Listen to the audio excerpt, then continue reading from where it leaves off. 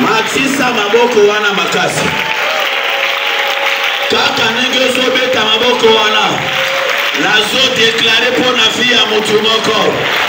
Denge 21 jours les aussi là. Malade wana pe zoti kanzoto na yo. Alléluia. Kaka nenge 21 aussi là. Chômage wana zoti kafi na yo. Kaka nenge 21 aussi là. Ténèbres zolongwa na kati ya vie na yo. Je parle à quelqu'un qui a la foi. Zambe o azali injuste, il est juste vers le juste. Jésus. Ce qui a même accueilli na 21 jours, c'est que aebi que l'on a conçu qui s'en a kimia. Balinga teyo komona gloire ensemble na 21 jours. Amen. Balinga teyo kotatura na 21 jours. Amen. Balinga teyo kotombola ensemble na 21 jours. Amen. Bato bakana ki bamona malere na yo bakomona victoire na yo. Amen. Bato bakana ki bamona liwa na yo bakomona succès na yo. Amen. Oyo bakana ki bamona ke yo kokufa yo kozama bakomona ndenge ozotambola. Amen. Et la Yesu sous Michel quelle cette fois-ci. Poussez les cris de joie. Jésus. Poussez maintenant le cri de joie. Jésus. Poussez maintenant le cri de triomphe. Jésus. Poussez maintenant le cri de triomphe. Poussez maintenant le cri de triomphe. Yesu nde aza mokonzi na mutu ya lelo. Yesu nde aza mokonzi na mutu ya lelo. Balinga te okotatola loboko ya Nzambe. Amen. Balinga te okotatola loboko ya Nzambe. Amen. La clôture à 21 jours bien-aimé okotatola loboko ya Nzambe. Amen. Je parle à celui qui a la foi. Nzambe oyo ekoluka na retraite. Akopesa yo témoignage ya monane na 2025. Amen. Jésus est merveilleux. Alléluia. Père, nous te disons merci. Nous te bénissons parce que tu es merveilleux. Le Dieu de papa et maman Olangi. Le Dieu de la continuité. Sois béni Jésus parce que tu as commencé avec nous du début de ce programme. Nous voici aujourd'hui à la fin et à la clôture de 21 jours. Père, je te rends grâce parce que ce n'était pas moi qui étais prévu. Mais dans ton calendrier céleste, c'était moi. Jésus. Parce que lorsque le 21 jours a commencé, je ne savais pas que je serais à Matadi. Mais Jésus, toi, tu le savais. C'est par là que je comprends que Jésus, tu es fidèle. Alléluia. C'est par là que je comprends que Jésus, tu es merveilleux. Gloire à Jésus. C'est par là que je comprends que Jésus, tu es bon. Alléluia. Sois béni, sois élevé pour ton amour dans ma vie. Que ton nom seul soit élevé maintenant et à jamais. Que ton nom soit élevé, Jésus, au-dessus des principautés, au-dessus des géants, geôliers, hommes de nuit, femmes de nuit, tati wata, mami wata, sirène des eaux, sirène des montagnes. Que ton nom soit élevé, Jésus, là où on fait les incantations parallèles contre ces programmes. Ayez pitié de nous, Jésus. Nous sommes des pécheurs, Seigneur. Nous avons pensé, nous avons vu, nous avons murmuré tout au long de ce programme de 21. Laisse qu'au ce moment que nous sommes juste vers le virage pour terminer, que ta miséricorde nous localise. Amen. Et afin que je sais que nous sommes venus chercher en ces lieux, nous puissions les trouver. Amen. Que ton sang nous sanctifie. Saint-Esprit, prends contrôle de tout. J'aime toujours quand je tiens le micro que moi je ne parle pas. Que Saint-Esprit parle à ma place. Parce que si moi je parle, Jésus n'aura pas la vie. Mais si toi tu parles, papa, il y aura la vie en ces lieux. C'est pourquoi je te laisse le micro, Saint-Esprit, que tu parles. Père, je sais que le monde n'est pas content lorsqu'il nous voit en train d'acheminer avec ce programme jusqu'à la fin. Mais je sais, comme la Bible dit, former les projets seront anéantis. Donner les ordres, ils seront sans effet. Tout projet qu'ils vont former contre ma vie, contre la vie de mon frère, ma soeur enseignée, je déclare que cela soit nul sans effet. Et cela au nom de Jésus. Au nom de Jésus. Père, je frappe d'aveuglement, de saleté, de paralysie, tous des mots de contrôle, tous des mots de poursuite, tous des mots de surveillance qui sont entrés en ces lieux, qu'ils soient aveuglés, paralysés, cela au nom de Jésus. Au nom de Jésus. Je remets tout acte de Seigneur divin parce que j'ai la foi. Comme nous avons commencé aujourd'hui, jusqu'au samedi matin, Seigneur, comme la Bible dit que personne n'a été venu chez moi et rentré tel qu'il était venu, j'ai la foi qu'il y a beaucoup qui sont venus en ces lieux. Quand nous allons clôturer, Seigneur, ils verront la gloire de Dieu. Amen. Ils verront la puissance de ton nom. Amen. Ils auront leur délivrance, Seigneur. Amen. Ils auront les miracles, Jésus. Amen. Ils auront des guérisons instantanées. Il y a des stériles qui auront des enfants. Il y a des célibataires qui seront mariés. Il y a des mariés qui seront contents dans leur mariage. Il y a des enfants qui seront libérés. Il y a les gens qui vont quitter les ténèbres en ces lieux. Il y a les gens qui quitteront les ténèbres, Seigneur, juste pour glorifier la puissance de ton nom. C'est dans le nom de Jésus que nous avons ainsi prié et nous disons Amen. Amen. Amen. Amen. On acclame Jésus ton frère. Gloire au Seigneur.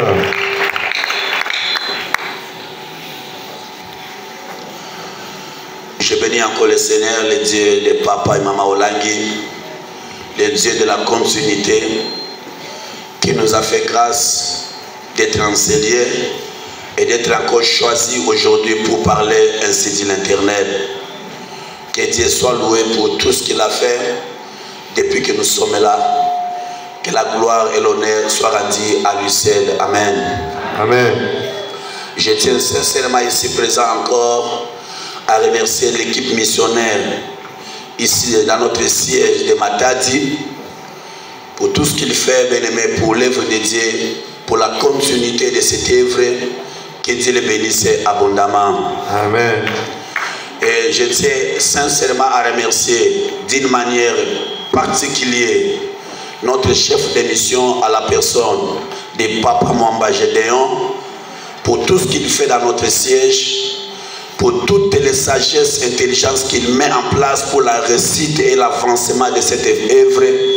Que Dieu se souvienne de lui et toute sa famille. Que Dieu le bénisse là où il est en ce moment.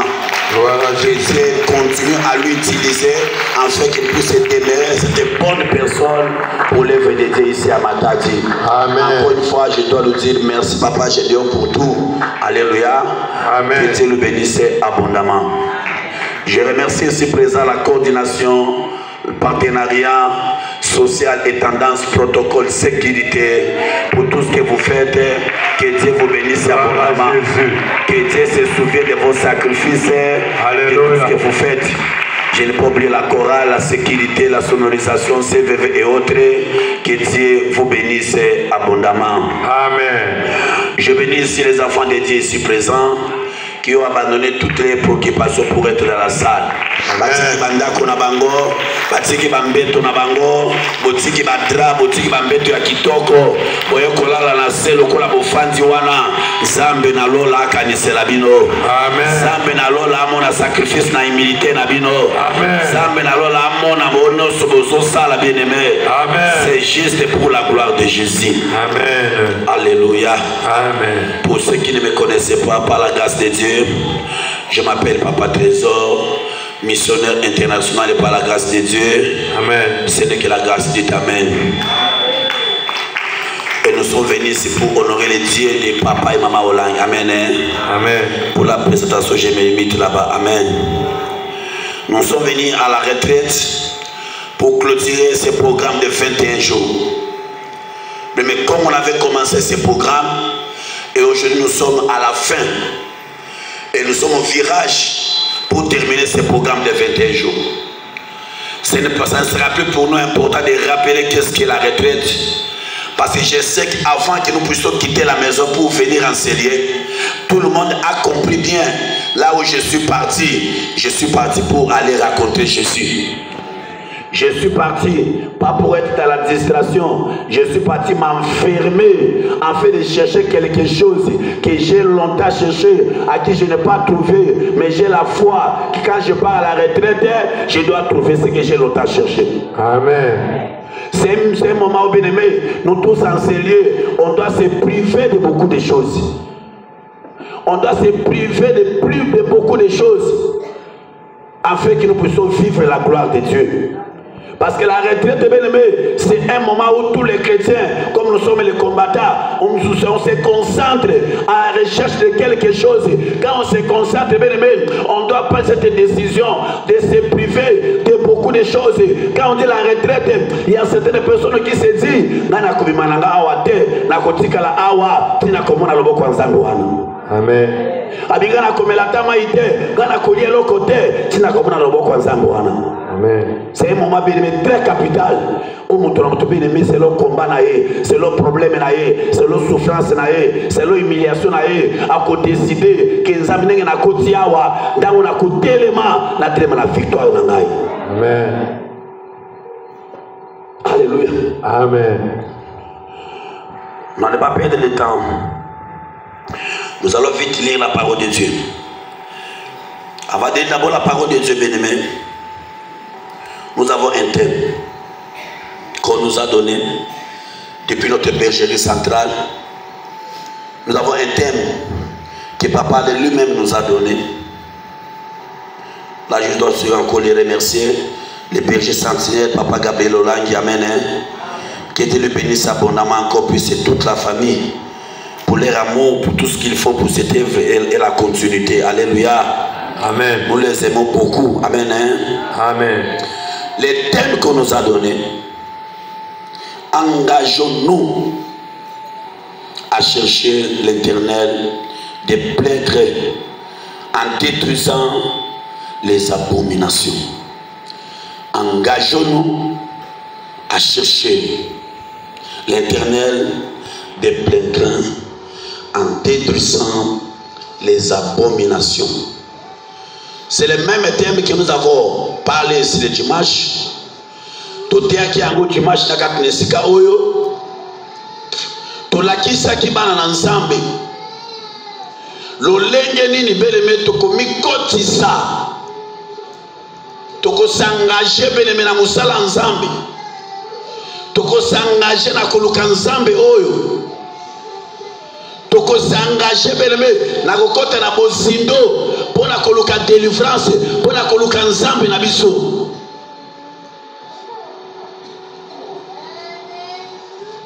Komikotisa beleme na kati ya komikitisa na koluka nzambo ndenge ya solo, komikitisa na koluka nzambo beleme na ndenge esengeli sede basuba bakisa biso balobi na kobebisaka ba abomination biloko ezalaki ya malamu te, biloko esalemaki, biloko etiamaki na mabota na biso, biloko esalemaki na batribi na biso, biloko esalemaki na bandako na biso, yango nde ezalaki moboko oyo ebebisaki biloko ebele na vi na biso. Kasi na kati na ngizi oyo biso baetosangani awa tokosala nyonso tobebisa biloko wana.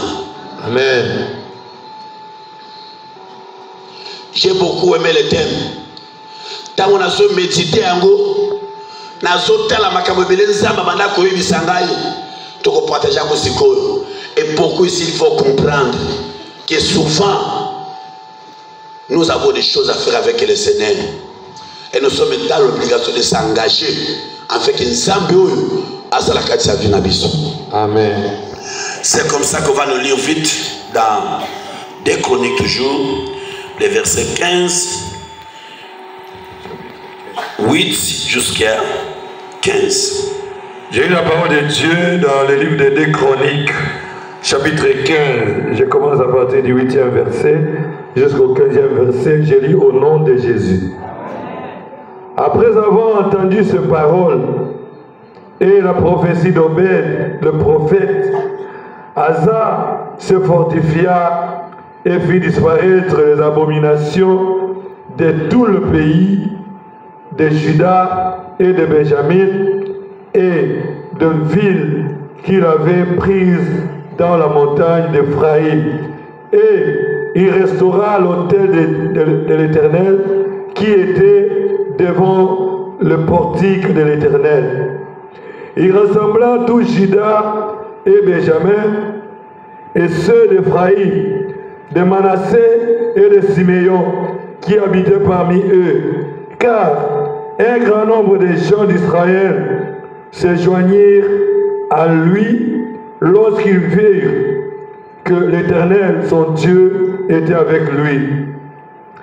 Ils s'assemblèrent à Jérusalem le 3e mois de la 15e année du règne d'Asa. Ce jour-là, ils sacrifièrent à l'Éternel sur le butin qu'ils avaient amené 700 bœufs et 7000 brebis. Ils prirent l'engagement de chercher l'Éternel, le Dieu de leur père, de tout leur cœur et de toute leur âme. Et quiconque ne chercherait pas l'Éternel, le Dieu d'Israël, devait être mis à mort, petit ou grand, homme ou femme. Ils jurèrent fidélité à l'Éternel à voix haute, avec le cri de joie et au son de trompettes et de cors. Verset 15. Tout Juda se réjouit de ces serments, car ils avaient juré de tout leur cœur. Ils avaient cherché l'Éternel de plein gré, et ils avaient trouvé, et l'Éternel leur donna du repos de tous côtés. Parole du Seigneur. acclame Jésus. Gloire à Jésus.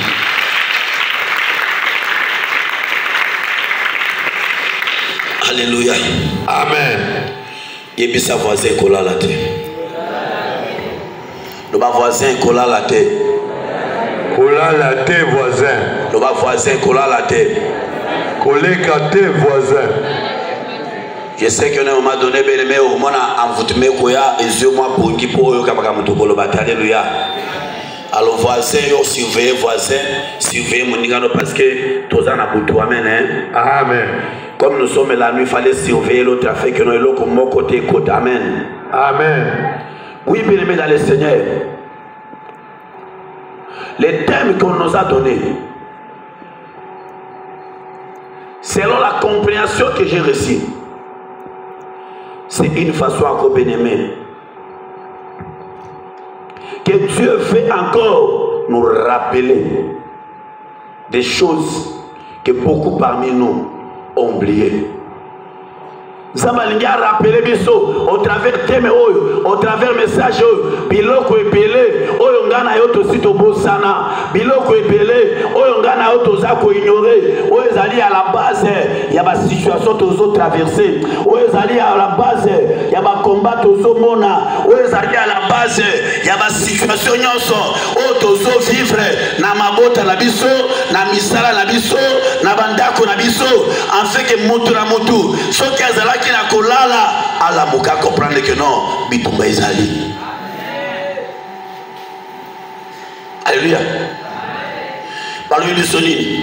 Après avoir entendu ces problèmes, ces paroles et la prophétie d'Obed, le prophète Aksan se fortifia et fit disparaître les abominations. C'était après avoir entendu. Ce n'était pas avant. Ce n'était pas après. C'était après avoir entendu. Parce qu'il y a certaines personnes que la Bible dit que mon peuple périt parce qu'il manque là la connaissance. Quand il y a la connaissance, tant on yebi makambo, tant on découvre la vérité, tant on moni que non makambo na bandako sala, et c'est là qu'il y a certaines personnes quand ils découvrent la vraie version de ces problèmes là, Monsieur Fungwamaka, alléluia. Amen. Tant on découvre que la vérité na makambo et sans déboyer, tant on découvre que makambo na sala, et c'est là qu'il y a tant on découvre que les famille nanga, et c'est là qu'il ben je te dis, quand kamera ngoko yo makambo wana, on peut changer façon na yo. Amen. Parce que tu as compris une vérité que tu ne connaissais pas. Tu as écouté une vérité que tu ignorais pas peut-être. Tu as écouté une vérité que tu connaissais mais tu ne tenais pas compte de ça. C'est comme ça que le diable est venu emballer beaucoup de gens en ces lieux.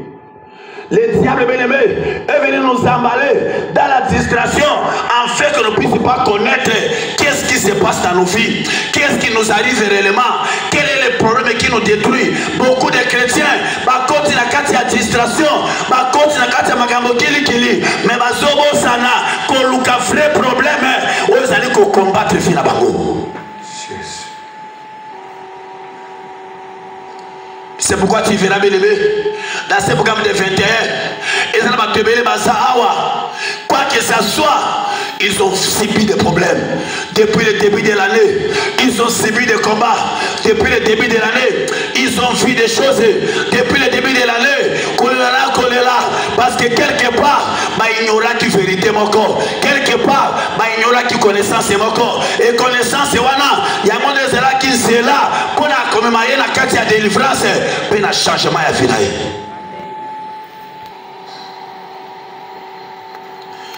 Après avoir entendu, si manae koyoka, si manae koyeba, si manae ko découvrir vérité, ya makambo, oye sale maka, oye zalaka avant, oye zalaki ko détruire vie à matebele, oye Emilia qui matebele, parce qu'à l'époque elle ne connaissait rien. Mais il vivait dans des situations difficiles. Comme quelqu'un sérieux. À l'époque, tu ne connaissais rien. Tu savais bien que nous avons une famille. Nous avons des konangai. Et là, on va checker dans le boko est normal. Et là, on a zoli est normal. Alors que l'oko wana, on a qu'on négligeait à l'époque. Il y a un gonde et ça la base à malheur na yo. Il y a une retraite à 21 jours. Zabatinga na ibisa mutumoko. Tango ko comprendre makambo. Okozongela nzambe. Tango okozongela nzambe bien-aimé, okomona gloire na ye. Amen les annoncés. Amen. Amen les annoncés, je dis. Je dis tango ko comprendre makambo. Yo ko zwasiko engagement. Ya ko détruire l'abomination, ya ko détruire l'interdit parce que la Bible dit après avoir entendu ces paroles, et le prophète d'Obed, la prophétie d'Obed, le prophète Asa, se fortifia et fit disparaître les abominations de tous les pays. Tango ayoki azumakasi, parce que bien aimé, tango motoboko asa awa, balaki se piste à solution à problème wana. Ba émission que no monde ngo zo fanda wana. Guérison à problème oyo, salaboye. Miracle à problème oyo, salaboye. Première des choses, quelque chose là qui est fatigué, on là qui a kodemba, et là comment bien me kozana na makasi. Amen. Pourquoi? Parce que ça na mutumoko, oyo alinge na solution à problème wana. Et ça na mutumoko, oyo ça une réponse à problème na yo. Tango koyoka, tango komona mutuana, ce qu'il faut tu feras d'abord les premières des choses, c'est d'être fortifié, c'est d'avoir le courage que ça na mutumoko, associé souci nanga, lokola eko pesa na plus de solution, na za na kontima que na kozwa solution.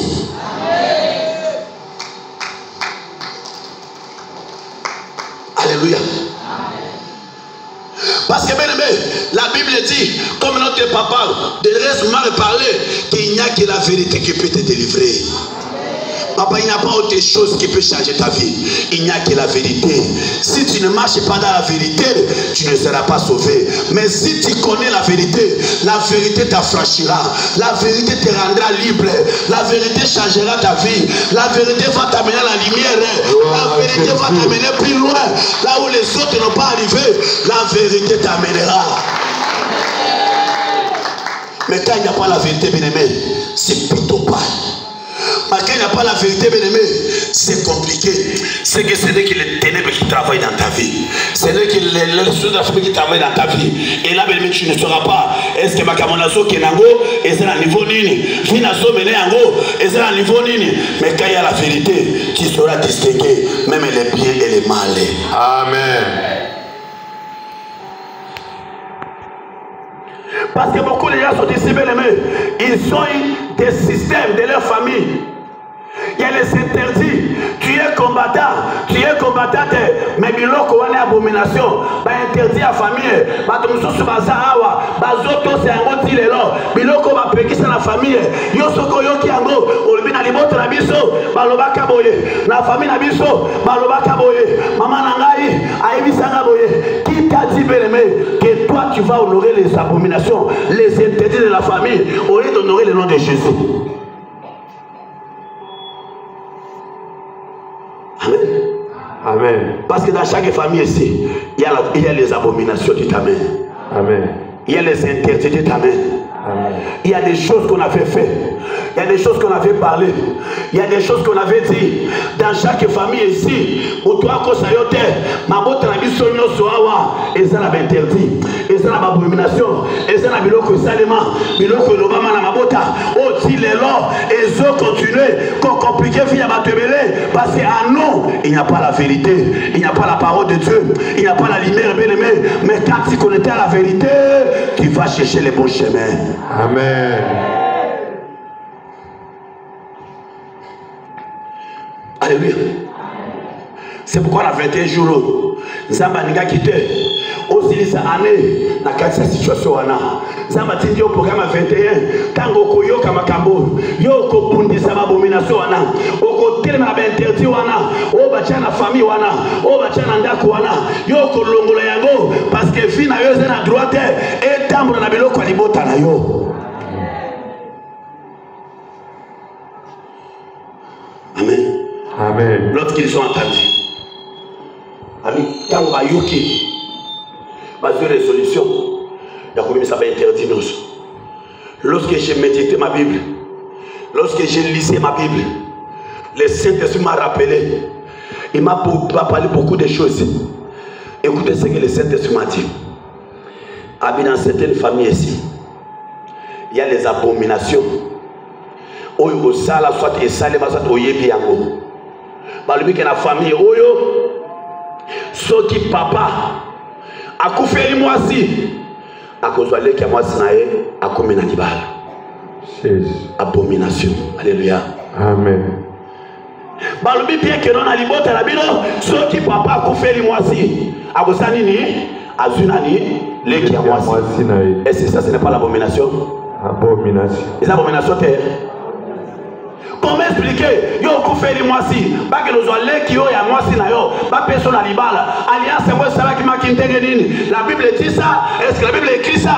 Mutu kufeli mwasi a commis veuve mais soki zamba songi akoba la mutu mususu eno ko zo mwasi aleki na ye akotise na libala. Ça c'est là abomination. Dans certaines familles ici biloko on est sali biloko on est salema.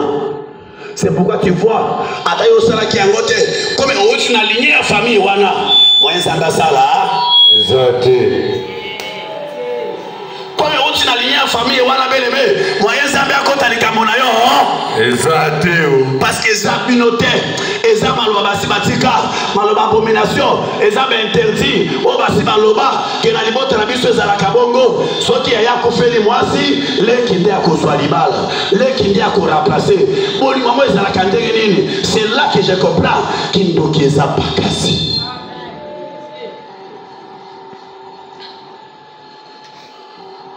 Alléluia. Amen. C'est pourquoi on a dit dans notre thème, engageons-nous pour que nous puissions détruire les abominations. Amen.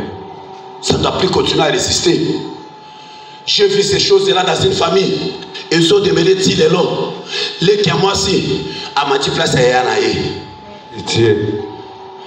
Vraie abomination. Vraie sorcellerie t'amène. Amen. Vrai kindo qui amène. Amen. Avec des situations pareilles, tu veux aller où? Tu veux réussir comment? Tu veux voir la limite dans ces combats comment? Alors que ta propre famille, il y a un peu pour qu'elle a que du boulot pour souffrir la vie. Mais la retraite de bien-aimé, tu peux détruire l'abomination. Amen. Tu peux briser l'abomination. Amen. Tu peux renoncer à l'abomination. Amen. Pourtant, nous allons à la retraite, nous allons s'engager à la parole de Dieu. Amen. Acclamez Jésus. Gloire au Seigneur. Gloire à Jésus. Dieu m'a parlé sur plusieurs exemples. Deuxième exemple, ce que Dieu m'a dit, c'est quoi? Habiter dans certaines familles ici. Il y a cette soit fait comme ça, soit petit frère, soit moi aussi. Dans certaines familles, c'est que je sais, papa, à l'époque, dans vos autres Tanandako, Bachel, on a collé à la porte. Alléluia. Jésus. Oui, bien quoi? Amen. Vous connaissez, hein? Papa, les interdits, les abominations. Bachel, collé à la porte, ça c'est la protection. Moutoka côté à terre, Moutoka c'est l'autre côté, Moutoka c'est la beauté. Et tout le monde à cette maison, il était dans l'obligation. Il y a qu'on respecter l'Okowana, Okolongole Yangote, Okosimba Yangote, Okomeka Yangote, Yango Sakati collé à porte Wana. Alléluia. Amen. Une fois j'avais vu ça dans la maison d'une famille, j'étais parti visiter. Nakota na Saloboye, et le quoi des Awana. Kendo qui n'Afrique est encore. Et le qu'il faut faire pour nani.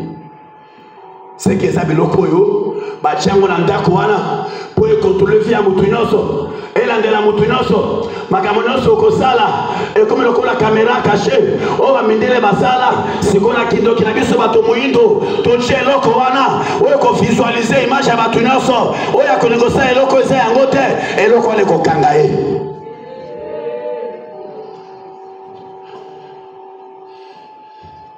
Alléluia. Amen. Amen. Regardez les choses, bien aimés. Tala makabo aboye. Yo zawo botamaki na libota moko ya boye. Famille moko ya boye. O bacha biloko na kati ya salon, bacha biloko na ndako. Papa on baki eloko oyo. Yo ko simba yango te. Eloko oyo. Yo ko koma pembe na ngo te. Alors que oyebi bien. Kenza mazana kati biloko wana te. Et on a retraité. C'est le thème bien aimé. Tu peux bien sa biloko wana. Amen. C'est ça qui a retardé notre délivrance. C'est ça qui a retardé certaines choses dans notre vie. Les abominations, les interdits, les choses compliquées. Le monde est aveuglé, les gens. Parce que nous tous, à l'époque, on était sous l'envoûtement. L'autre découvrir vérité, moi je vis bonga, exact. On découvrir vérité, moi je bota, exact. On découvrir vérité, moi je suis musala malonga, exact. On découvrir vérité, moi je avancer dans la vie, exact. Parce que là où tu es venu, il y avait des choses abominables.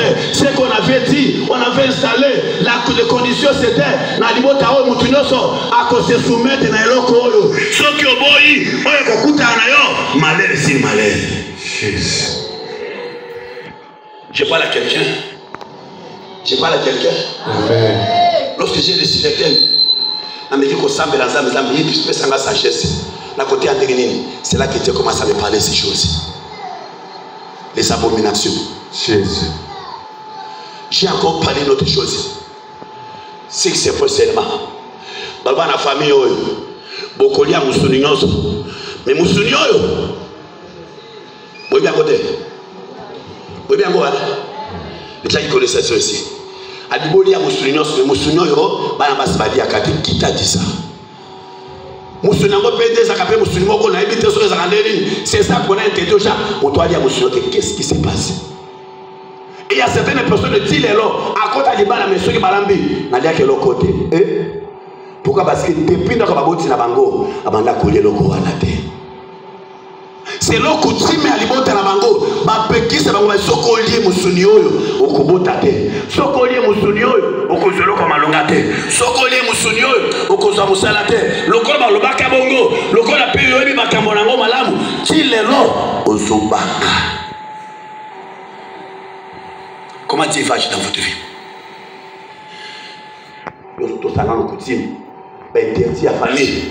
Okolié le côté Luzungwana lokola barambela kinzungwana lokoana okosima zungwana te lokola basimba kimbeyine lokoana okosima mbeli wana te lokola bamelaki mai na kopo wana okosimba kopo wana te etikala na mutu na yo tinenge ozokola otosa kabiloko wana. Amen. Amen. Les abominations, c'est les exemples que Dieu m'a donné. Vous pouvez comprendre qu'il est temps bien aimé. Il y a que la distraction, il y a que briser biloko wana. Pour nous 21 jours aussi là, nous avons la carte de sika bien aimé. Nous avons le droit comme on a le bon ensemble. Amen. Le droit à couper pour la main. Mais à condition, tout peuple ça va interdit, tout détruit biloko wana, ma abomination à famille, tout passe à yango pour yango déjà à la base. Il y a une humiliation à bisou. Amen. Amen. Monsieur dans la carte après le Koana, il y a des statues. Amen. Il y a quoi? Des statues. Il y a des statues qu'on a bien érigées. Statue wana sala nyoso ofkamela kango. Sala nyoso okumamela kayango parce que c'est eloko yo ba pesa ngo condition na kindo kia famille na bino ke eloko yo azakoko na biso akufaka alo mulimo neza la kanakati yawa soki ogumameli yango yokobota okokende poto okosimba mbongo okovoyager okozwa libala zuka bazibanda kokosa biso lelo tozo souffrir lelo tozangi kimia lelo tozangi mbongo lelo tozangi nyoso parce que quelque part biloko oyo les autres détruits.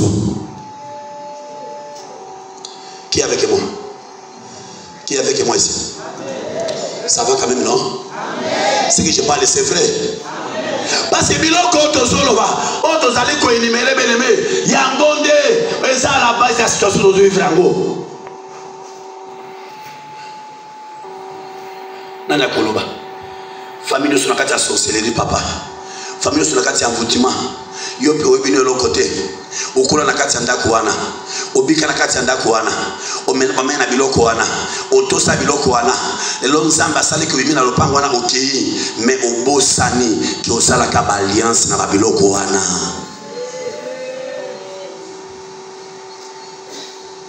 Je fais une film wana papa le mike le ndozo kene na mboka na ville simba eloko oyo. Tiens on a se ambeto na yo bato azaba yi makabwana. Amen. Des abominations. Abisimba eloko oyo tango kokoma tiens on a se ambeto na yo.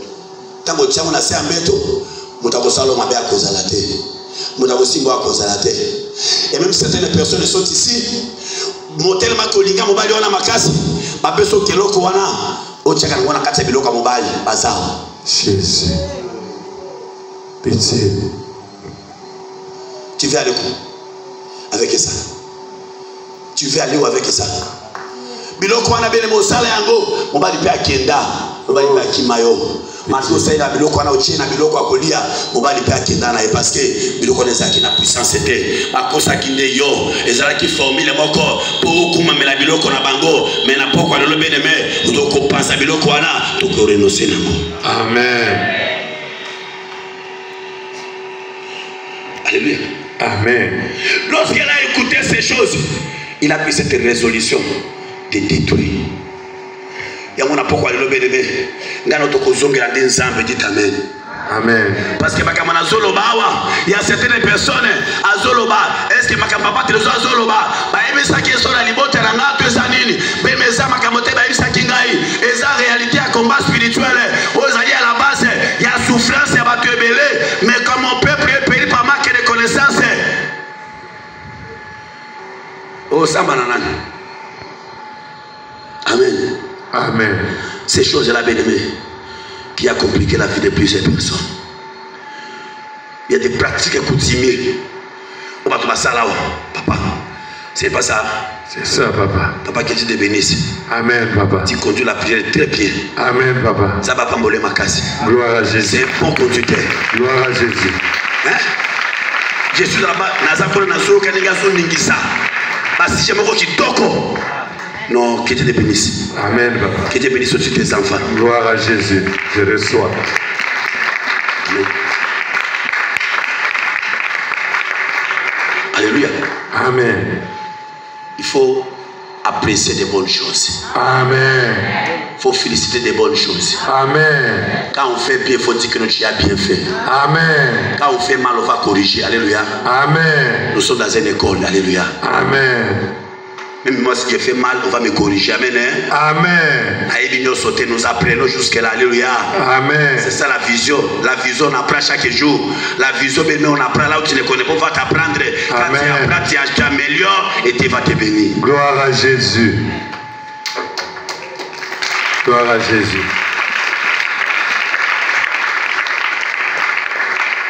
Alléluia. Amen. J'ai vu certaines personnes. Bazwana maï de Konangaï. Papa ben jamais bazu maï. Maï yo yo. Tome la kanda mundam. Hey. Maï ko sala nini? Maï yo balobaka. Tome la kanda mundam mama. Maï wana ko sala. Ti le loba ko subasa. O mela maï. Yango libo mwana pose me kota problème. Miome na miome. Mai na mai na kati ya libomonsi mekota kate mai wana komisa makolo ko vimba. Pourquoi? Parce que melaka mai moko boye e baluka malade na nzoto e baluka soki malade na kati ya nzoto na yo les abominations. Alléluia. Amen. Alléluia. Amen. Oya la lia la muka. Jésus. Beta maboko makasi mutu twana. Gloire à Jésus. Afanda. Gloire à Jésus. Jésus oya la lia fanda. Magabotozolo ba so kangiango malamu te mama. Fete ko le kayo papa. La musa batonoso barali bafanda. Maman, tu as la tête aux okata, makamotozo c'est très important. Amen. Très capital ko permettre mutumo kwa azangata pungina pokwa lelo. Amen. Ole la kama on a ça parce que ça va que l'homme parce que biloko salema oyebaka yangote lelo so souffrir. Amen. Les losolela parce que bakamango zomona na vie na yo, okana komona yango te, oluka yango na makasi te, lokole zala ki kabani bota na yo, o bakana ko sala bien-aimé, si les longo zali wana, ozo subir ba conséquences, oyo luka te, oyo zenga te, mais lokole otake na ligne famille wana, ozo mona passe. Oh Jésus, pitié. Les abominations. Je me souviens un jour, bien-aimé, à l'époque il y avait la rébellion, nous étions encore à Kisangani. Notre grand voulait voyager à Kinshasa. Il n'y avait pas les armes parce qu'il y avait la guerre. La rébellion était forte à l'époque. Mais quand on voulait partir, avec Poto Bossana était papa. Poto Tolinga et Makasi. Nengazo kene Kinshasa. Bisonoso bakoko na ye. Aya aswa bisomino. Oh pitié. Aswa bisomino albi tobo sana ete. Asio minoka, asio leki, asio. C'est quoi ça? Abomination.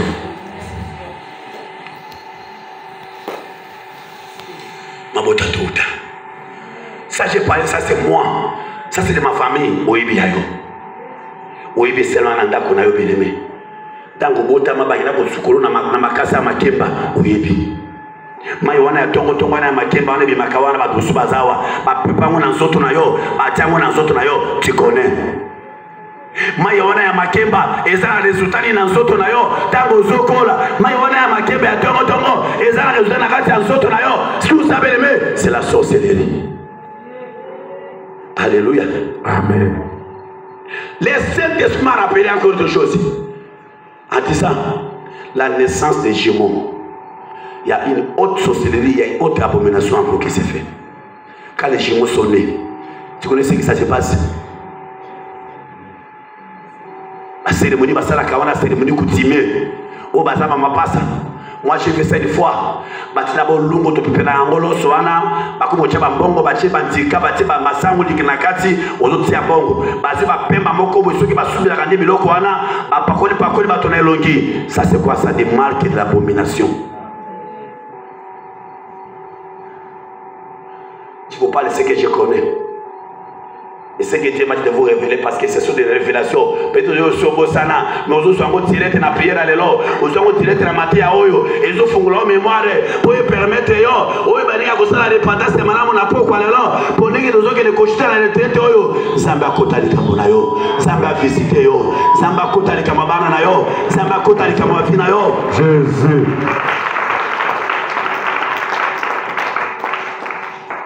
Basalani na libota na yo beleme eza na interdit eza na famille na yo ozali ko mine batonyoso ozali ko samesa batonyoso atoluki mobali malonga za la kate atoluki mwasi malonga za la kate olingi ko lukabana bana bamona na kate malade ozobela malade sila kate osimba nini otianini na nzoto zamba yo kila biso mawa Pitié.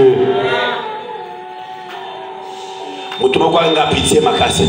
Pitié. Mutumo nga pitié makasi. Pitié. Matisa mngolo ba pitié Jésus. Loba Yesu mawa. Yesu mawa. Na yeba kite. Na yeba kite. Lelo na yo ki vérité. Lelo na yo ki vérité. Yesu yo kamawa. Yesu yo kamawa. Jésus ait pitié de moi. Pitié Jésus. Qu'est-ce qu'on avait fait dans ta vie? Jésus. Basala nini? Basala cérémonie nini? Je vous ai parlé ici. Comment ça s'est fait dans ma propre famille?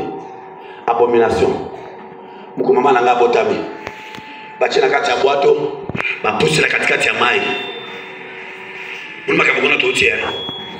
Yamuna nalemba kanzambe te. Je connais le combat de ma famille. C'est pourquoi j'ai parlé ici. Tu es combattant, tu es combattante. Ne sois pas un combattant superficiel. Ne sois pas un combattant comme tout le monde. Sois un combattant qui a au moins quelques révélations de ta propre famille. Qui a au moins une révélation de votre combat. Tu connais le combat de votre famille, bien aimé. Quand tu connais le combat de votre famille, et qu'on permette de la dépendance, c'est malamou. On est l'ensemble.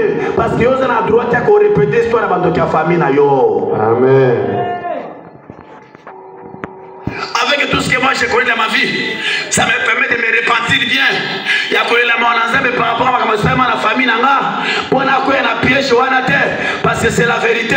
Ce qu'on faisait la famille, c'était l'abomination, c'était la coutume. Mais comme je connais la vérité, je dois faire la repentance. Et je le fais chaque jour. Moi, quand je fais la repentance, c'est bien aimé. Façon d'aller là dans la chambre, au coin du matin, au coin de Taniga, au coin de Gamawa, au moment où on a zolé la nini. Azole la pona nini, mais je pleure. Moi, je suis qui t'en a zolé la locale, ma bêtise, mon fimbo. Parce que ma cambre salement, ils ont la base à son azo vivre. Il y a certaines personnes qui sont ici. Au moment où on a dit Bilamba, on a dit Malamu, mais mon thème. Jésus. Mon thème, moi, mon thème, maman. Pitié. Moi, chemise, là, tu fais, mais mon thème, ils ont nyonga. Mon thème, ils ont souffrir. Mon thème, ils ont dit qu'au Seigneur. Pitié. Bilamba, ils ont makambo ebele, bilamba, tozola, tezo bomba. Ils ont caché makambo kili. Mon thème, ils ont saigné. Mon thème, ils ont nyonga. Mon thème, ils ont lela. Makamezo simbate, makamezo bongate, makamezo avancé, makamezo kelenengo lingite. Comme je parlais une fois quelque part quand je prêchais, ils ont batebele bazawa. Tango badako kola bakana kateke bakosuka na vie bazana ngolelo. Dieu. Nana kana ngeye tango kozala libala komona pasa zo mona ngolelo. Nana kana kerbele me ajaza na ngwa ko sibili koma zo mona ngolelo. Mutu moko te akanaka. Mais le ko ezala ki biloko bakana na ba famille na biso, eza biloko baloba na ba abomination. Tozo sibi. Alléluia. Amen. On ba mikolo na biso. Akomisi aje boko lo bazo bala de tozo seka. Tozo chola tubi que nos vieux pesants na avion to balate. Tango ekuti biso le lobele metukani miloko. Oseka susu. Oseka. Tango ekuti yo pe oseka. Yango bitu ngika na ba repentance na ba chambre nzambe yo kamawa. Ajango ezo pusa na nzambe. Baninga bazata na mwasa ni mwana lutu na ndako na kati ya chambre. Ngata kisha salo ezate, ngata television ezate, ngata loko ezate nzambe. Na ashe na komi na ngo. Afina sana ngo nzambe. Usuka wapi Yesu? Ashe na komi na ngo. Usuka wapi nzambe? Na situation na zo vivre. Batali ashe na yo. Batali makambo zo vivre. Ekali munene boy. Ezoko kanate. Oh, pitié. Souffrance de cash non amulayi. Osana 50 40 50 mais osana souffrance à 90 ans. Pitié. À cause de la souffrance. Au côté de la moto, on a 40 ans, 35 ans, ou est-ce 70 ans. Pitié. Au Cali, c'est 70 ans, mais au total âge normal 30 ans. Pitié. Mais qui ne doit pas c'est les 36 ou 60. Pitié. Mais Makambo, Tozo Sala, on t'avait le message de combat. Tu dois te réveiller de ta main. Au Colorana Pongi, parce que nous sommes en guerre. Si tu n'as fait 21 jours, tu sali bien aimé. Nazo Sambe la Moutomo, quoi, sur la Makambo. En 2024, bien aimé, et si là, on a succès. 2025, bien aimé, écoute, on a ma visitation divine à ma casse. Ato ça sembla au yebi. Jésus. Ça sembla au yebi bien aimé. Que monter maison nyonga. Monter maison nyonga. Ato chema mafuta balusi mafuta na nzutu mafuta simba suna posote. Ato sali nyoso ebo kona pantalon la takabele me ezo koma ko chebela na nzoto. Tellement chaque jour au kanisa. Souci na motema, souci na ba réflexion parce que biloko ya libota, abomination ya famille, ezo continue ko manipuler vie na yo. Biloko basala na libota wana, yo zalaka na yo atate, biloko na uti na famille wana, ozo subir conséquences, au mona ka biloko wana te, biloko na uti na lignée wana, ozo payer prix, mais na retraite oyo, to ko briser ba abomination wana. Amen. Amen. Amen. Quand on parle comme ça, c'est bon. Jésus. Mais vivre, c'est autre chose. Alléluia. Moi, j'ai béni toujours le Seigneur parce que Zamba combat d'un gars, yaki na vie nangai. n'a pas besoin de ma case. Amen. Et c'est le même métier que moi je te prêche aujourd'hui qui changera aussi ta vie. Amen. Qui changera aussi ta famille. Alléluia. Qui changera aussi tes enfants. Amen. Mais maintenant, il va passer sur le thème. La retraite au bénémé. Tant que tu as clôturé, tu as la prière forte. Il a compris ces abominations. Amen. Il a compris ces interdits. Amen. Il a renoncé à l'alliance. Tout ça, il a le savoir. La mabota to botama. Namoni délivrance mozo salema. Mutoza célibataire. Mais alliance tout de manalobo kwa mutozo koya. Abala na age nini, abala jour nini, biloko ya boko ya famille abomination et puis c'est obali ya butu pona moya abala te. Mais la retraite au bénémé, zaba ki para maman moko. Aiki pona papa moko azoyo kangai. Aiki pona JCC moko azawana azoyo kangai. Siko le JCC, soit ya JCC, ya kosala dépendance à malamu. JCC, soit ya kolela nzambe. Parce que souvent nous les jeunes, les diables nous manipulent par des petites choses. Alors qu'on connaît bien la vie de nos parents. Moi depuis que j'avais connu la vie de mes parents, n'abîmant la louingue, tu t'amènes. L'abîmant n'a pas sentiment parce que ce que vos pères sont, vous l'êtes aussi. Ce que vous avez malamoté. Oh maman nangaza bien. Maman nangaza bien. Qu'on bandi loyenge mutipike na nibali na banda et que ça vous ça JCC. Arrêtez avec ça. Amen. Amen. Il y a certaines choses que je suis en train de négliger pour la jeunesse parce que je fais partie des missions de la jeunesse. Je connais comment encadrer les jeunes. Parce que je suis aussi jeune, j'ai besoin que nos jeunes baza awa, o mazozo atako yo kangai, zembo sala kina vina ngai, asa pena vina bango.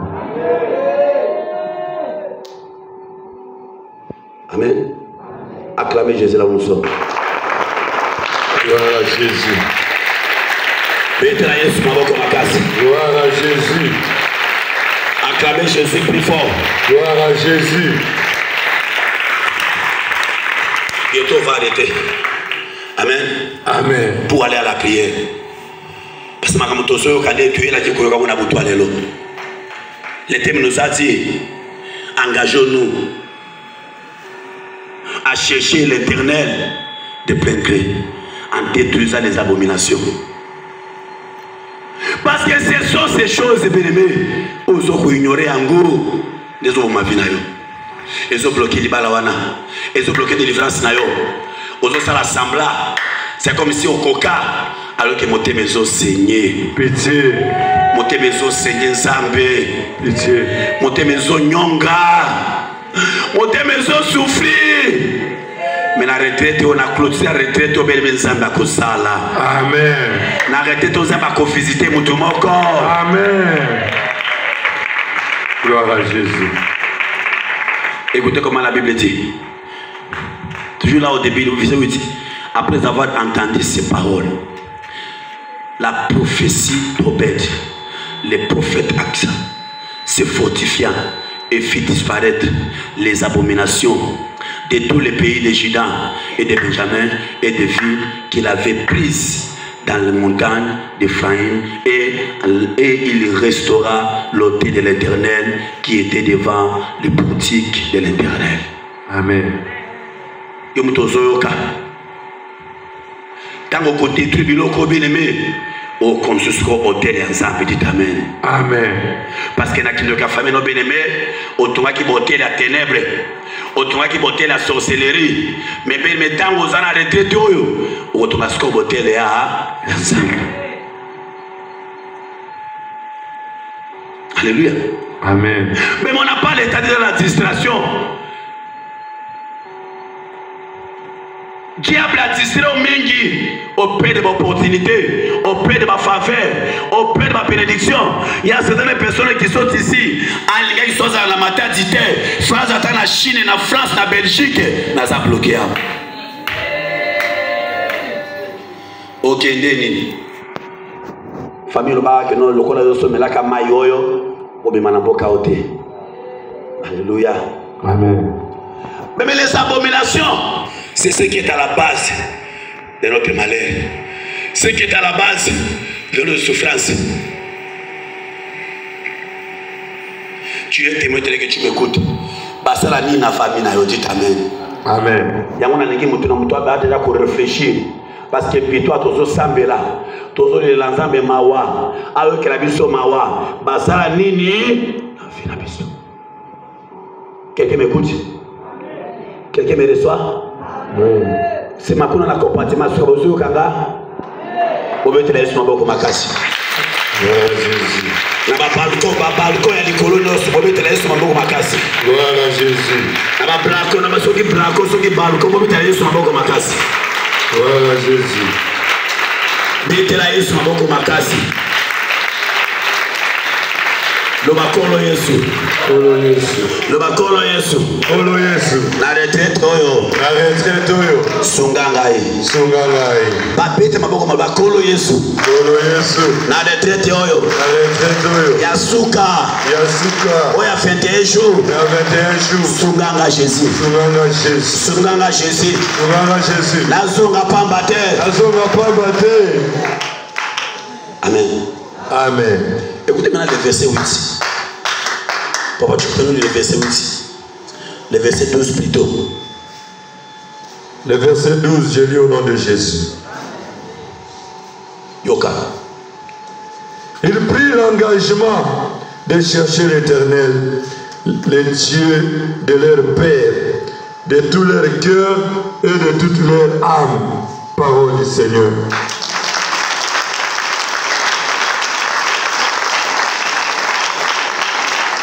Amen. Hein? Amen. Ngambo tunalobi makambo. Ngambo tunafungoli dossier wana. Après avoir écouté, après avoir la connaissance, il faut quoi?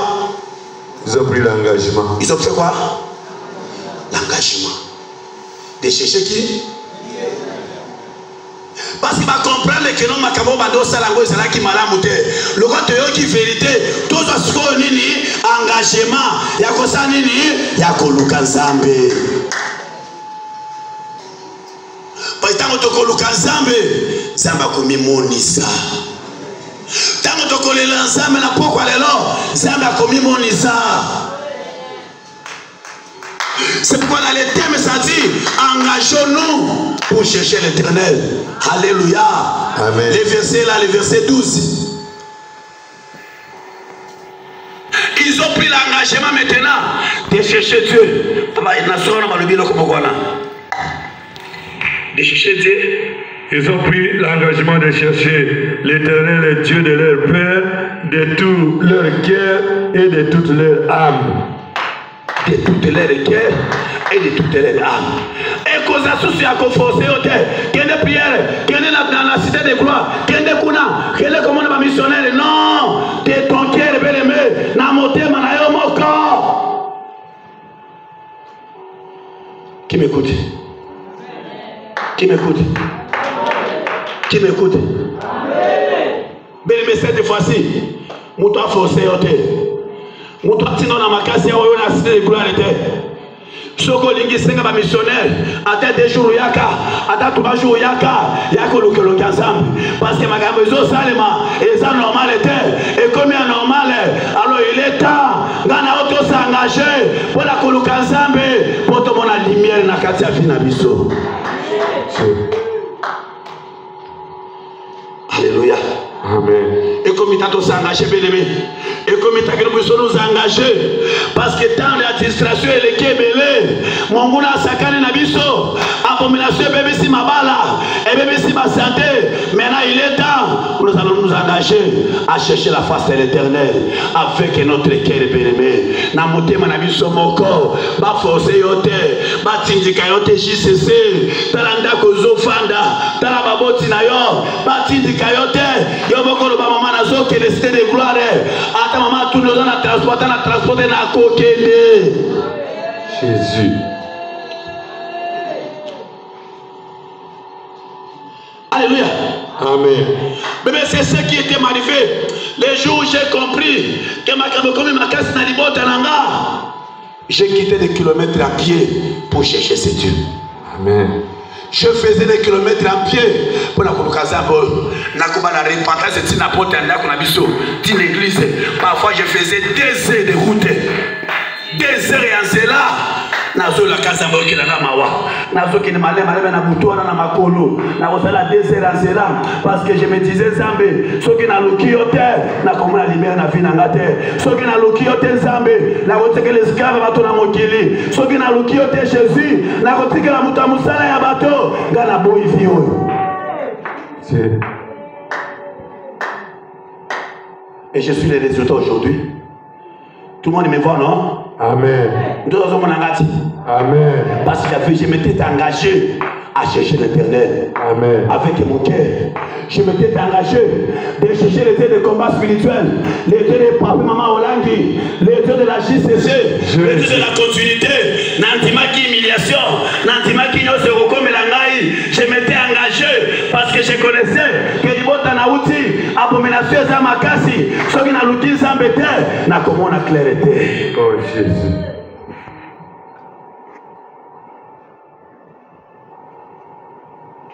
Alléluia. Amen. J'avais compris que nous avons ma casse dans la famille. Nous avons la classe à Sate. Nous avons la moussala manonga à Sate. Nous avons la kiné à Sate. Quand on a engagé dans la famille, moi je me suis engagé à chercher la face de l'Éternel. Parfois j'ai parti dans l'IET, dans le meilleur côté, dans le Kinsala, mais je n'ai pas dit que je suis la face de l'Éternel. Et nous, je l'ai témoigné, je ça. Dans la retraite, il y a 3 jours, la retraite à Boy. Mais à l'époque, là, la justice faisait s'il y a la retraite, les samedis matin, les parents vont venir les histoires pour leurs enfants. Ndaya Nyabato. Mouta Kopesa Nailoko, maman, papa, na sisi retraite, banira bazo mela tina ba miliki ba gâteau, ba pomme, biloko nyoso, ngana fanye na kwen, nazo rêver bango. Na oze la tongo etana, na beta ligne 11 dans Zalawana. J'ai vu ces jours-là, une jeune fille, tellement elle me connaissait, tellement que j'ai venu beaucoup dans la prière. Attendez, comment on a un retard. Écoute, on a fait qu'est-ce qu'il y a là, que non, il n'y a rien. Tu n'as pas mangé, mais je n'ai rien à manger. À Simbi Moutou, on a fait des histoires, mais on a tout fini. Ce qui est resté, c'est seulement de l'eau et des gâteaux. Même de l'eau, amène-moi. Jésus. Amen. Amen. Même les gâteaux, amène-moi. Parce que mon souci était de chercher Dieu.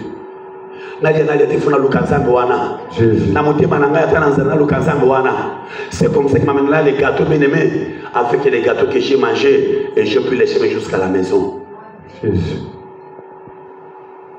Mais chaque souffrance a son étape. Amen. Si tu t'engages à chercher Dieu bien aimé, tu verras sa gloire. Amen. Si tu t'engages avec ton cœur, tu t'humilies, tu feras des grandes choses. Amen. Sono azawana, des cantiques de repentance, il y a marqué, il y a bien. On chute maintenant. Amen. Jésus. Déjà, vous priez maintenant. Jésus. Parce que ma kamoto yokini, tous en a prié de mon sous-soté Kagamawana Nzambe. Kaga repentance. Comme moi je faisais, je dois quitter la maison. Jusque là où je partais prier. Makolo, Kaka Koule la Mawana Nzambe. Et je me disais, Nzambe, loko ninga na sa, on a vu na trop jeune boye. Mais yo zao yebi makambo sala. Oyebi biloko simba na vino wiba ndako nganga okota banzolo kokata na nzoto ba interdit ba makambo sala na nzoto na yo tina ba tatouage na makolo na mipende tu connais. Mususu azaba beleme amelana komela makila mobali moko otoko boya na kate boya na kasi mobango akenda wapi mari de nuit femme de nuit. Dieu Jésus. Abomination. Il y a certaines personnes ici, à cause de l'abomination de leur famille, parce que la inceste, vous êtes ici. Dieu. Olala na ndeko na yo. Et puis makamona eyokana na mato ya bato famille na bino. Ole baganga te parce que ba yebi secret que na libota na bango fallait inceste. Dieu. Olinga kofunda nozoto na soki ofundi ba kolbelo côté. Nous avons réussi beaucoup de cas. On connaît ce qui se passe. Muto yaki koje na ndako mwana noko, mais mwana ndoko na accoucher na ndako. Dieu. Papa bazana ndoko na moyeba te ko vérité exacte. Parce que na coutume na bango sana makabongo po yo pe mutongozo na ndako la mukolo moyo contrôler bana exacte. Mais la vérité tu as 21 jours. Zamba zo benga biso beneme to s'engager. Ta koloka na motema na biso. Peut-être briser ma domination wana. Tant que tu connais la main en ensemble, bien aimé, on ça repentance, bien aimé, sur ta montée manayo.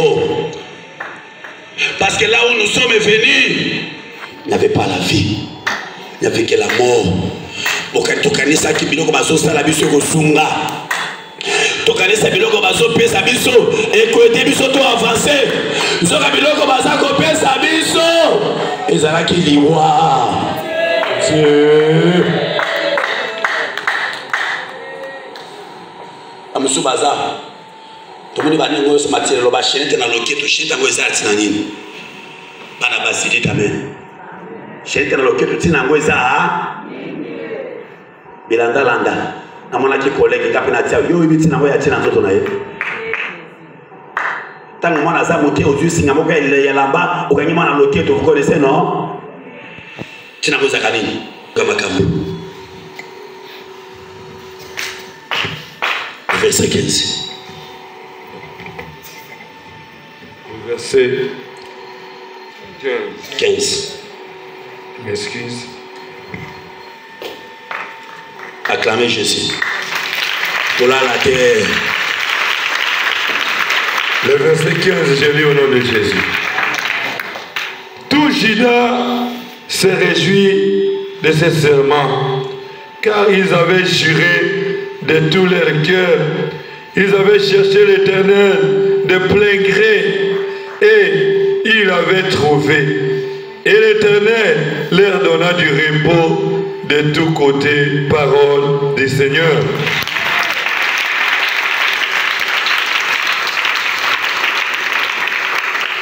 Amen. Amen. Il se sont réjouis. Tout le monde soit en essai, on a makambo yo. Amen. Et comme ils s'étaient réjouis, la Bible dit, ils avaient juré de chercher, ils avaient juré de tout leur cœur. Ils avaient cherché l'Éternel de plein gré. Ils avaient trouvé. Et l'Éternel les a donné du repos de tout à côté. Et à mon tour, tout ça là, c'est quoi? Tout le cancer na motema na biso sikoyo. Amen. Tout le cancer bon zambe tango to ko lukanzambe. Après retraite oyo. Ko zo repos. Amen.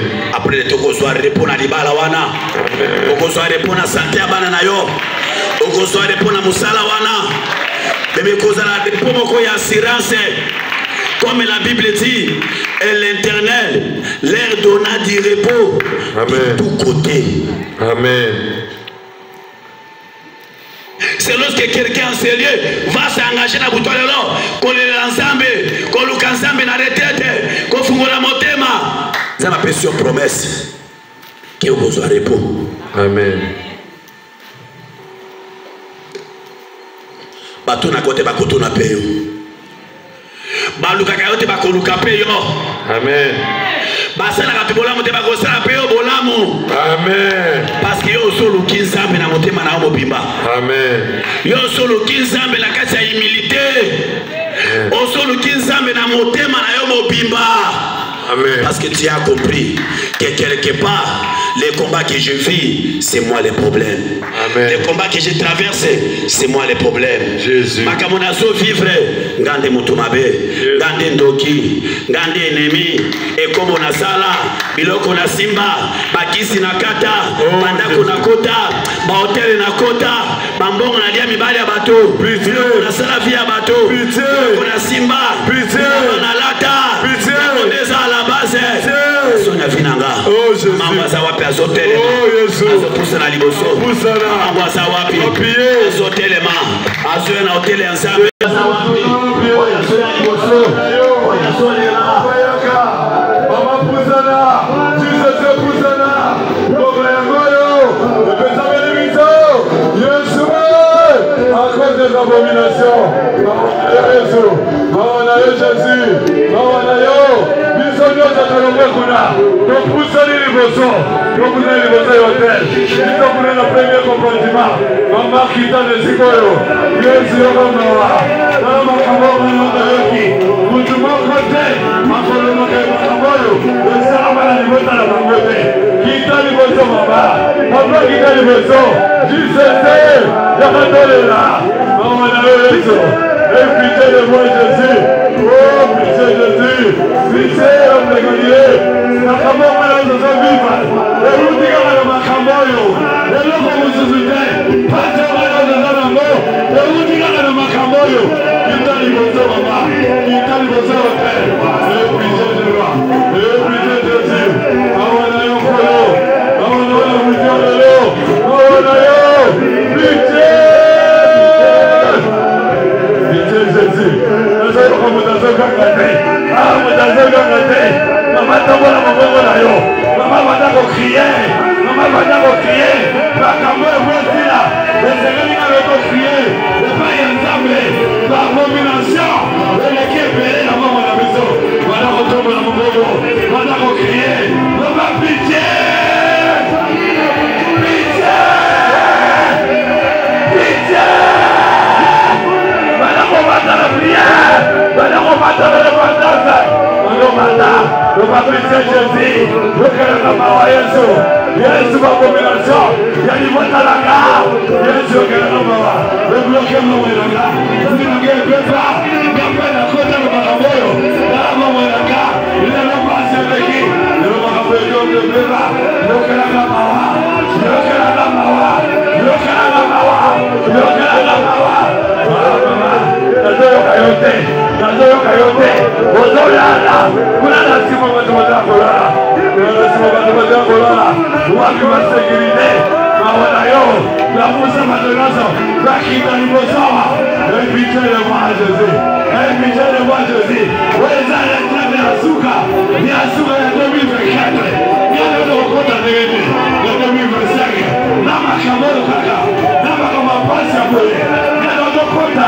Na mabomination bole. Ah Jésus pitié. Voilà retombe la maman. Voilà retombe la maman. Voilà retombe la maman. Voilà retombe pitié. Voilà retombe pitié. Ah tombe la maman là yo. Tombe la maman là yo. Ah tombe la maman. Le va pitié. Le va pitié. Pitié. Pitié. Le va Yesu là yo. Pitié Jésus. Alors on mata.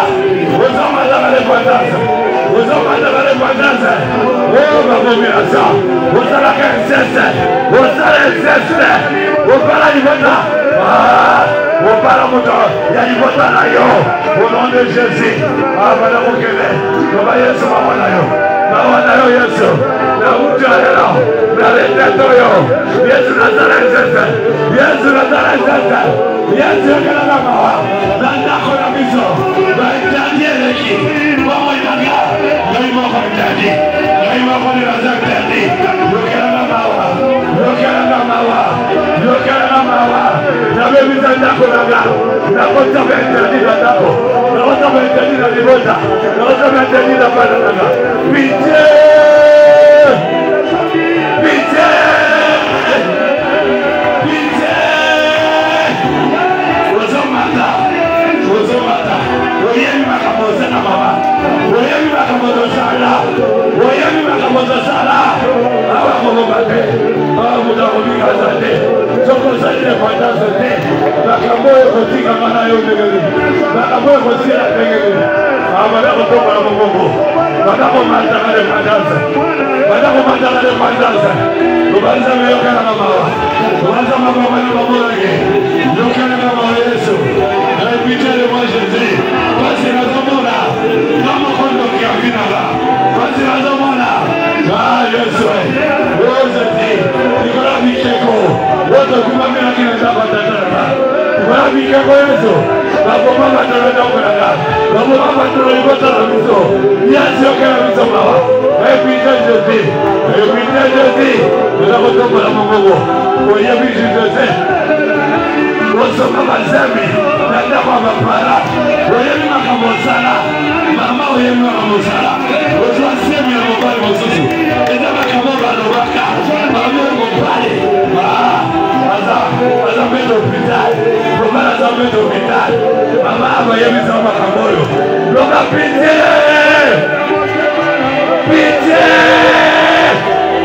bala kotombola maboko likolo ozokanga na maboko makasi loba yesu okabawa loba yesu pitié naletete okolekaka te naletete okolekaka te mawana yesu natomboyi maboko nanga nandimi mabe nanga o naza coupable je plaide les coupables Jésus je plaide les coupables Jésus je plaide les coupables Jésus nazoyoka kotakote nazomona mama kote mama ya solo ozolala ya solo makambo oyo o na ndako na yo tala ndako na bino tala ndako na yo eske bino mokonga eske makambo nyonso eza malamu makambo nyonso eza bien tala vi ya bino tala vi na bino ndenge ebeba jelebete nazomata na priere nazomata na priere nazomata na priere batokituni bazawa te batokituni bazawa te batokituni bazawa te yesu okelanga mawa oh pitié Jésus oh pitié Jésus oh pitié Jésus papa okufelaka mwasi bapesa yo leki ya mwasi na yo bapesa yo leki ya mwasi na yo pitié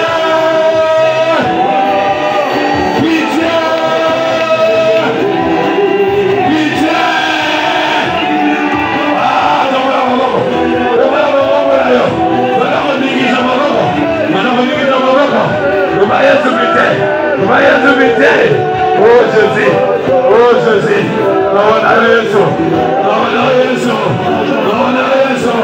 Mama ozolala, juste c'est, ozolala ya solo, wena retraite, ozolala, okoloma na uti retraite, okiwa batoza repentance, ozolala ya kulala. Yesu kamawa, kutala mawanga, Yesu mawana yo Jésus, na retraite yo bazongelo, nazongelo Yesu, nazongelo Yesu. Nazala moto te, namola sokeli kama nazama kunayo. Nazala moto te, nazala moto te, nazala moto te. Pitié de moi Jésus, pitié de moi Jésus, pitié de moi Jésus. Yesu kana mawa, Yesu kana mawa Yesu, Yesu kana mawa. La cause avait interdit, la cause de l'abomination. Vinageveba Yesu, vinageveba Yesu. Nazomona mutamote, utazole la pia sawa te, utazole la pia sawa te. Maya miso zate, nazomona makabolo kwa maseki, roza balola. Sokito yema kimakabolo, sokito yema kimakabolo. Mama makamondo la sawa sabizo, makamondo la sawa sabizo. Sokina mabara makomezo sipate, kozo blokate, makomezo blokate. Uta na bongo, ukoma neloko te, yezaka makabolo. No ma pitié, no ma pitié, no ma pitié. Mata, la dépendance. No ma Yesu mawana yo, no ma Yesu mawana yo, no ma na Yesu, na letendo Yesu, na songa Yesu, na letendo bebitu binara, na abomination deki, Yesu kena la mawa, okuma mela bikeko, okuma mela bikeko. Oh Jésus, abomination, pitié Jésus, pitié Jésus, pitié Jésus, Jésus. Oh Jésus, oh pitié Jésus, oh Jésus. Osala sambate parce que tozoki le koshite. Oh Jésus. Zambe a dernière minute ayo kata mungongo na yo. Oh Jésus. Zambe a dernière minute ayo kata mungongo na yo. Oh Jésus. Tango Bartimée amoni Jésus azoleka. Oh Jésus. Bartimée akanga na mungongo makasi. Pitié. Fils de David, ayez pitié de moi. Oh Jésus. Zambe a telemaka pona kokanga ya Bartimée. Oh Jésus. Nani angwa kokanga na poko alelo. Jésus. Zambe a telema pona problème na ye. Pitié Jésus. Nani akokanga makasi na poko alelo. Pitié Jésus. Mabota ya abomination. Pitié. Mabota ya kidokidouta. Pitié. Mainterdit matia na famille. Pitié. Biloko tosima tolia. Pitié. Kanga makasi pitié. Pitié. Ozomata. Ozomata. Ozomata. Ozomata. Ah, pitié.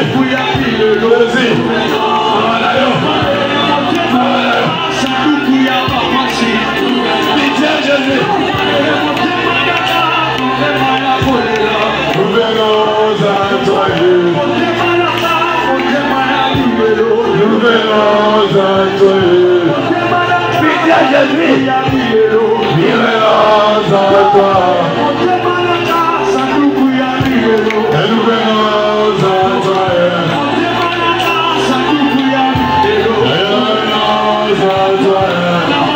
Pitié, Jésus. Yes, on a eu la Yes, alors, pitié. Pitié. Yes, pitié. Il est la vie de pitié. Azomata. Azomata. Azomata. Pitié, Jésus. Yes, mawana yo. Aleteto Yesu. Sasa mawana yo. Sasa mawana yo. Sasa mawana yo. Yokana mawa. Akona na abomination. Wezira na uta.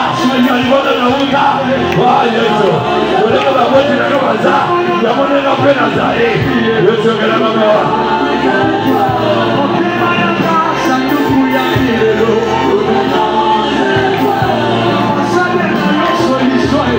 Oh Jésus, nada kuruhusa mayamizo, nada zo comprendre makamoyo, namoja kuna zo comprendre ide, mamozo sana sambla, makamboza bloquer mizo kala ya moyo, oliaka nini, osala kanini, makamoni oliaka, oliaka miloko, miloko utaka na maboko angala, yoko kuma interdit, yondo za interdit ayibota na yo, yoko kocha interdit, banda kuna walibara, odebisi makamboza, na miloko yaka na ngo, na mizo singa loketo, olataka singa, sigeza na ndako, okocha na valize, mama tombo na maboko, loba pitié. Pitié. Ozomata na lepantaza, loba Yesu mawana yo, interdit kana namoko, namoko ni interdit, namoko na mimabu mirasa, yo kama wa Yesu, yo kama wa Jésus, pitié de moi, na mimabu yete, na leteto yo, Yesu kamula, Yesu tala mula moyo, Yesu sila, nikola kindokirana, na sosoli, na wana Jésus, pitié Jésus, wana Jésus, pitié, pitié, pitié, otika kate.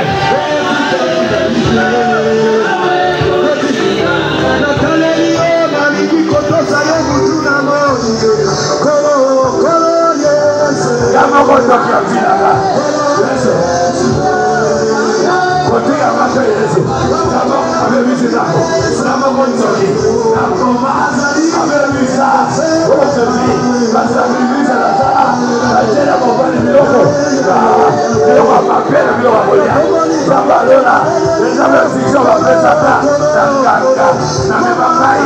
Haina zako. Na pito. Yuna na mokasha. Yuna na pesa na bani na ga. Na tomo. Na mini. Na kwa. Toka na zongo bada. Toka na zongo bada. Toka na zongo kishebana. Wapi mtakokanga? Pite. Pite. Pite. Ozokanga, ozokanga. Ozokanga. Ozokanga. Ozokanga. Ozokanga. Pite. Ozokanga wanaya. Kabozala le patranso. Oyeni makabozala. Oyeni makabome malada. Bozala semblante papa. Papa bozala semblante. Si tu biso papa. Bozala makabome. Oh pitié Jésus. Yokama wa Yesu. Yokama wa Yesu. Nawana yo. Nawana yo. Nana zokata. Nani akomata. Nani akomata. Nani akomata. Baba pitié. Pitié. Pitié.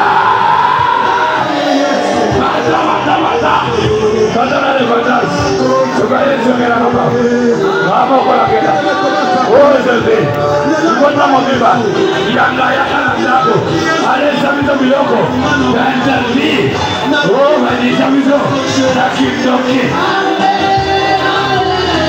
Yesu kamawa Yesu kamawa Yesu kamawa Bitedele Mama fuka mama lamo Nolala wate Abalala kate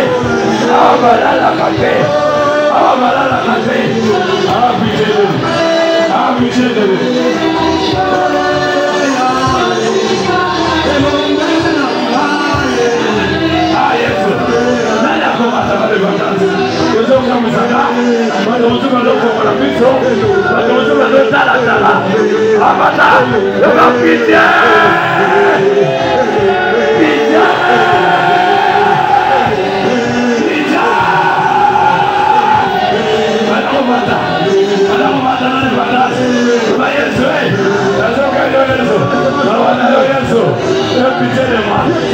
Pitié de moi, Jésus. Oh Jésus. Awanayo. J'ai été consacré à celui. Oh Jésus. La sorcellerie de ma famille. Awanayo. Voilà ma moko. Pitié. Voilà ma moko.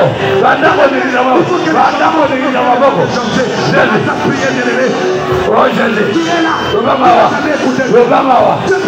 Obamawa. Mais tes oreilles n'écoutent pas. Jésus. Jésus. Pitié de moi, papa. Hey, pitié de moi, Jésus. Tu m'as parlé, papa. Tu veux seulement que je sois obéissant. Seigneur, viens. Nawanayo. Obazambe. Olobeligae. Ngaboko na zestani. Nabamawa. Yesu. Namewa abomination. Nandako. Namo Yesu. Nabutalelo. Narejeto. Natoboli maboko. Nalobi Jésus. Nalobi mawanayo. Ekita. Nikolo naga. Namoko soki. Yabomo naga. Yandako naga. Yamobali naga. Yamwazi naga. Yabona naga. Zabamawa. Mamamata. Mamamata. Matana ne mataza. Mata. Oh Jésus pitié. Papa. Tikana no mizika. Tikana no mizika. Poza molela. Poza molela. Tikana no kata mizika. Ah Jésus. Ozo mata. Mama balobi. Ngai na yo. To mema bentezi na bandako. Eza na bandako mabala. Na bandako tokenda. Mizika tokenda. Basabe sese. Tabomo na biso. Yo bomba makambebele. O bomba ba secret. O lobana no makamona te. Me balobi na biso lelo. Makamona. Ya mone memeli ngana yo. Pasi dozo dozana ngo. O tolia. O tomona. O toyoka. Pitié. Pitié.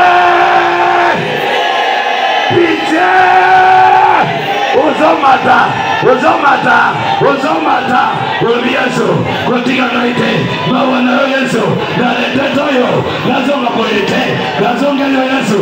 Nazama korona yo. Vinagezo bomate. Gamoko interdi. Abomination. Namemana vinaga. Nandako libala. Nandako naga. Yesu Yokela kamawa. Wekobo nazara. Nazara sese.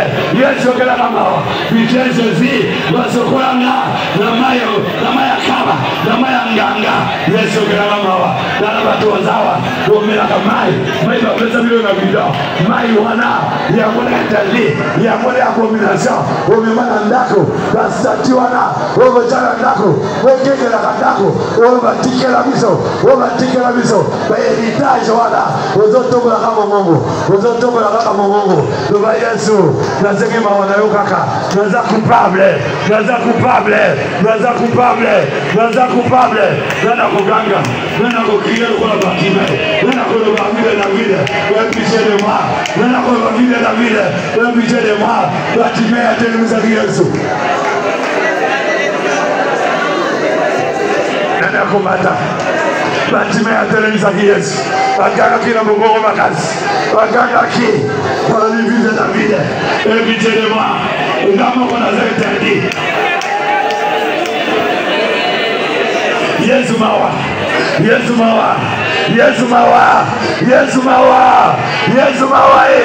Yesu mawaye, vina ngaboye, vina ngeko maboye.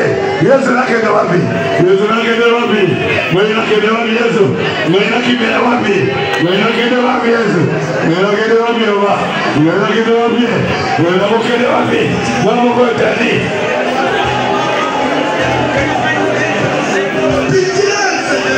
Oh Jésus. Yesu. Oh Jésus. Pitié Jésus.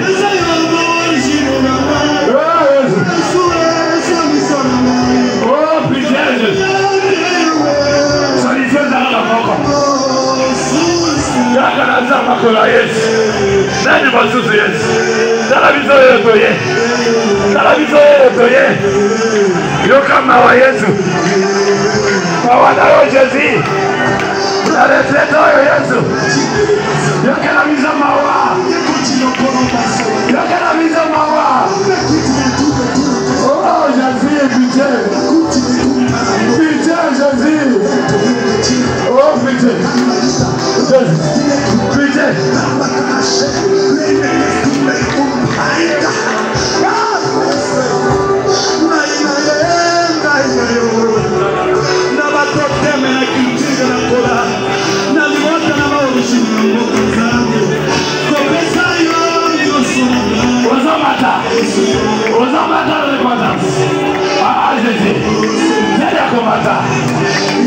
Occasion ya mwana pesa melibiso. Dala pila ya via mana yo. Dala pila ya via mana yo. Ya tebi je cadre oyo. Dala badika ba boki, badika ba mati, badika ba témoigner. Ngana yo na noté. Lelo, okumi déjà les 20. Otika lika na 11 jours papa. Pote anesia, mama, yo tika lika na boy. Okangika mondoko. Oyo sala de badanza, akria, na kugamba. Oyo ba bijende. Oyo ba bijende. Vida da vida. Vida da vida.